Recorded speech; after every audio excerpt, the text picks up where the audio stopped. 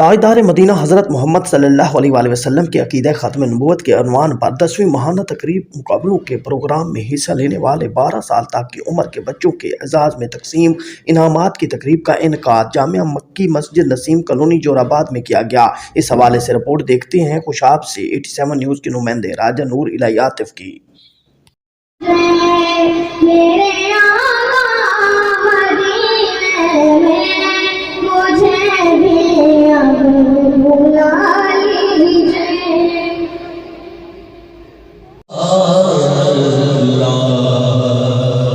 تاجدار مدینہ حضرت محمد صلی اللہ علیہ وآلہ وسلم کے عقیدہ ختم نبوت کے عنوان پر 10ویں ماہانہ تقریری مقابلوں کے پروگرام میں حصہ لینے والے 12 سال تک کی عمر کے بچوں کے اعزاز میں تقسیم انعامات کی تقریب کا انعقاد جامعہ مکی مسجد نسیم کالونی جوراباد میں کیا گیا۔ سعودی عرب جوراباد گروپ کے ممبران نے اس تقریب کا اہتمام کیا تھا۔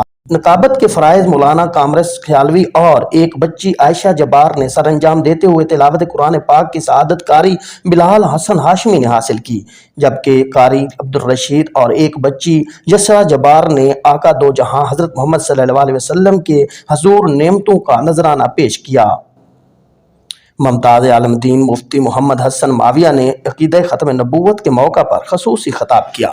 اس تقریری مقابلے میں متعدد بچیوں نے حصہ لیا۔ فرسٹ پوزیشن حاصل کرنے والی بچی اشمال فاطمہ دختر راجہ امتیاز کو 5000 نقد بمائے ٹرافی، جبکہ سیکنڈ پوزیشن ہولڈر عائشہ ناز دختر فضل کریم کو 3000 روپے بمائے ٹرافی اور تھرڈ پوزیشن حاصل کرنے والے بچے غلام مصطفیٰ والذوالفقار کو 2000 روپے بمائے ٹرافی انعام دیے گئے۔